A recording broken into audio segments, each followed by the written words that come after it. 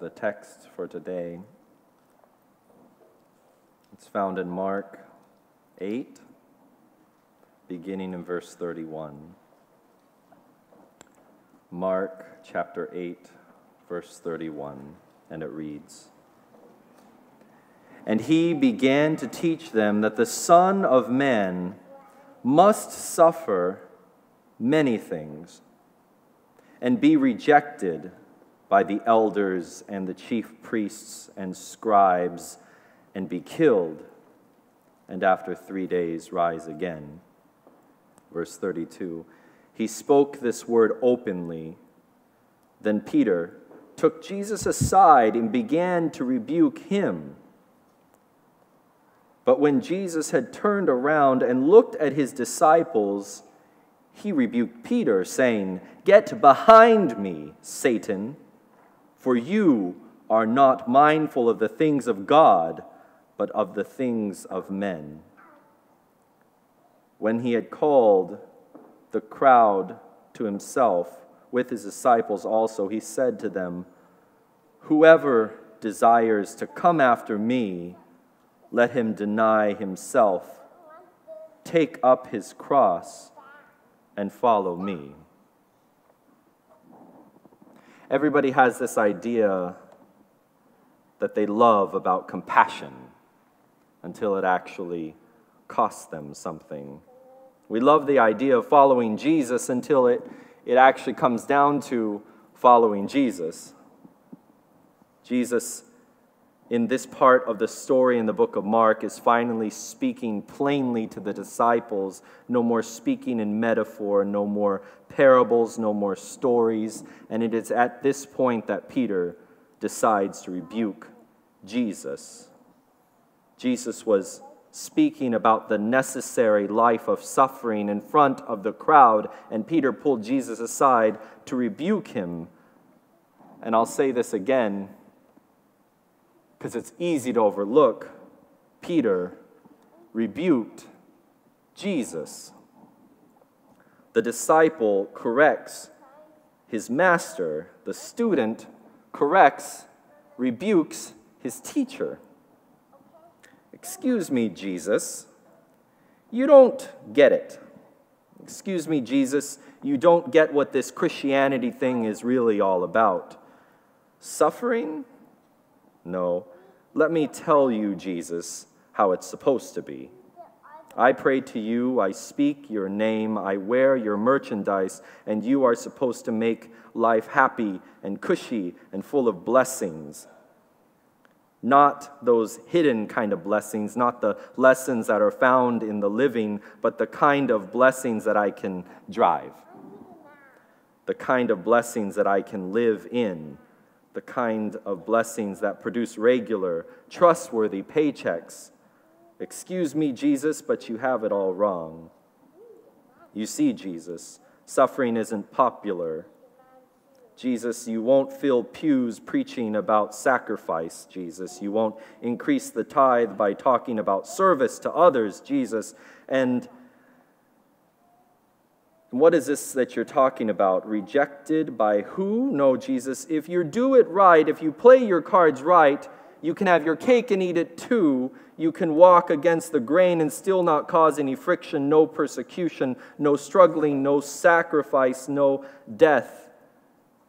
And Jesus looked around him and he saw the other disciples, that they had their backs to the two of them, but they were all silent and they were leaning in, listening, hearing all that Peter was saying to Jesus in the privacy of 3 feet away. And then out comes one of the sternest rebukes that has ever come from the lips of Jesus. "Get behind me, Satan." Jesus had listened to Peter. He had heard his words, he had heard Peter's reasoning, and he recognized not Peter, but him. Not in the mannerisms, not in the tone of the voice, but not in any other manifestation of that scene, but in the very suggestion. Because Jesus had heard those same things spoken to him before in the desert wilderness. at the pinnacle of the Temple Mount, at the top of the highest mountain overlooking all the civilizations of the entire world, you don't need to suffer. Jesus, turn these stones into bread. You're suffering. It's unnecessary. Jesus, throw yourself down and prove who you are. Jesus, bow down to me and I will give you all that you've ever really wanted, and without the cost. Jesus, you don't need to go through all of that. It can be easy if you just give in. Get behind me, Satan. You're not thinking of the things of God, but the things that are man-made. Satan's words were calculated to discourage him from his mission, suggesting the lie that souls can be won without self-sacrifice.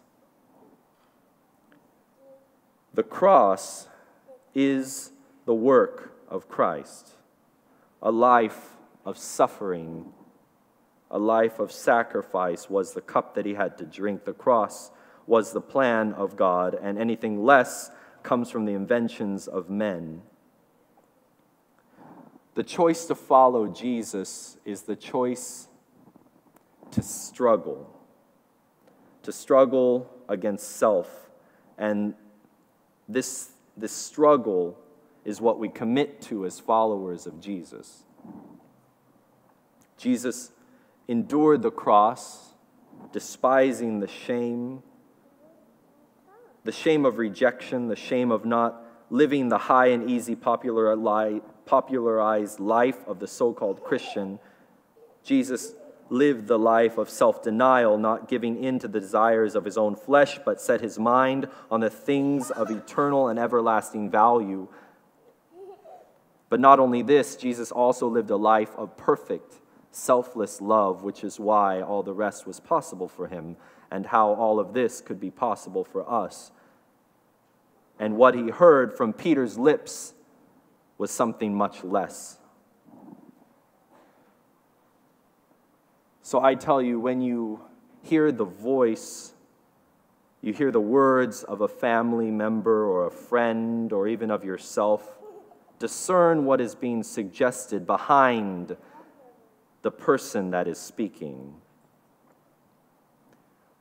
When you're standing in the lobby and someone you know says, I guess they have enough people for the winter shelter tomorrow morning.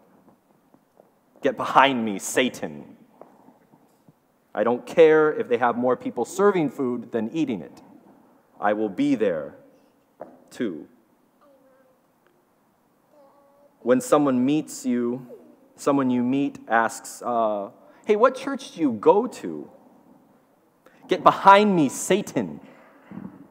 I am a part of the Hollywood Seventh-day Adventist Church.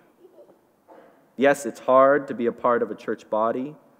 I have to commit to spending time with a group of people, building relationships with people I don't know yet, going up to people and saying, hi, how are you doing? What's your name? Where are you from? Let's meet up for Froyo this week. I don't attend there. I belong there. When your mother or your grandmother sits you down and tells you that you can follow Jesus, but you don't really have to follow him as you are doing, because, you won't get a job in this industry if you have morals. You say, get behind me, Grandma, I love you. You might be asking yourself, why am I suffering? Aren't I a Christian blessed of God? Why am I going through this? Why can't I have a big old stable job with a big old stable bank account? Then I could serve God without stress. Then I could give to God without the pinch of the penny. To that you say, get behind me. Me. Get behind me. What kind of impression do you think that rebuke had left on Peter? What kind of lesson did Peter learn from that rebuke? What kind of questions and wonderings were swirling around in Peter's head for the rest of his life? Get behind me, Satan? Satan? Much later in Peter's life, he wrote this to all who chose to follow Jesus. In 1 Peter 4, verse 12, he says, "Beloved, do not be surprised at the fiery trial when it comes upon you to test you, as though something strange were happening to you. But rejoice insofar as you share Christ's sufferings, that you may also rejoice and be glad when his glory is revealed.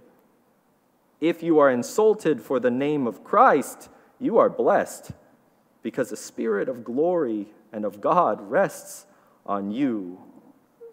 We are to choose to live that life that is going after Jesus, the life that is rejected by others.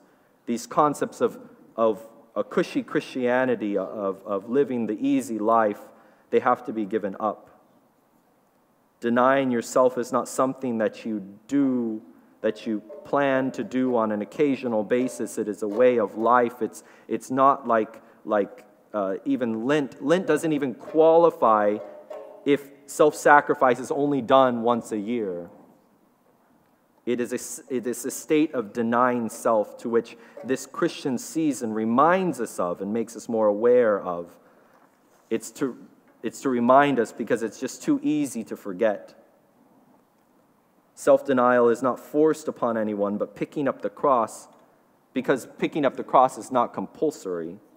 It can be laid down at any time, leaving the person to continue on their way, but instead, it is a complete surrender and trust in God, as Christ himself trusted, for him to lead the way, denying himself. It'll look different. Self-denial will look different for you than it will for the person sitting next to you. There are different kinds of suffering. There are sufferings that are thrust upon us by the world and by our common life, and there are sufferings that directly come as a result of sincerely living as a disciple of Christ. And for anyone who perseveres their own life instead of suffering for the cause of Christ will lose their life altogether. But whoever loses their life through suffering will, for the cause of Christ, gain both. We practice these things because it's so easy to forget. It's so easy to forget to serve each other when our immediate impulse is to serve ourselves. And this kind of love and self-sacrifice is the love that when people see in us, this kind of selfless love, they see Christ. And so it's worth it to us who follow him, and we commit to that struggle. Now, perfect love, it casts out all fear, scriptures say. I would say the fear of being vulnerable, perfect love casts out. The fear of being hurt. Because when you love others perfectly, you have no fear of being hurt, because you know that you will be hurt. This is perfect love. Less than perfect love puts up safeguards. Partial love holds something back. Imperfect love is reserved and safe. But perfect love means that you know that the person, that the people that you are pouring your love out upon will hurt you in that process, and you will love them anyway. And this is what Jesus did. John 15:13 says, "Greater love has no one than this, that someone lay down his own life for his friends." Love causes crucifixion of self. The cross that we are to pick up in order to follow Christ means the death of our pride, the death of our dreams of an easy, go-with-the-flow life, thinking only of yourself. And it means the picking up of shame, suffering, and self-sacrifice. Love requires sacrifice. This is the glory that was Jesus's. His glory was in the shamefulness of that cross on his shoulders. And this is the glory that we are to have a part in as his followers. Before what is commonly known as the Last Supper, the Lord's Supper, Jesus took off his outer robe. He wrapped himself in a towel. He put a towel around his waist, And he took up a basin and he began to wash the feet of his followers, his students, his disciples. When he reached Peter, Peter rejected this act. How could Jesus be so humiliated to wash his own feet? But Jesus said, I must do this if you want to have a part with me. Here in the Seventh-day Adventist Church, we have a long tradition of doing exactly this, demonstrating the humility, the service that we have for others by washing each other's feet. It's very different than it was back then, but it's still out of the ordinary. It is still humbling. We're not used to doing this. We're not used to kneeling down in front of someone and touching their feet, that the part of the person that is rarely exposed, and if it is, it's dirty. But we do this here.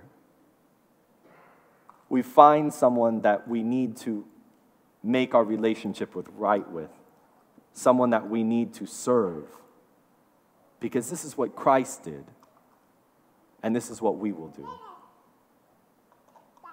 If this is your first time participating in this service, I encourage you to try it, to experience this tradition of washing each other's feet. It's supposed to feel weird. It's supposed to put you out of your comfort zone. It is a symbol, it is a statement that even this is not below me. I follow Christ. He did this, and so will I. In the room off to your right, there are basins and towels. Find someone, or someone will find you to pray with, to wash each other's feet in remembrance of what Jesus did, to pray together, and to rise together in that community that Christ started, in the community that he preserves, in the community that he brought you into. I ask that we get up and we move over there now.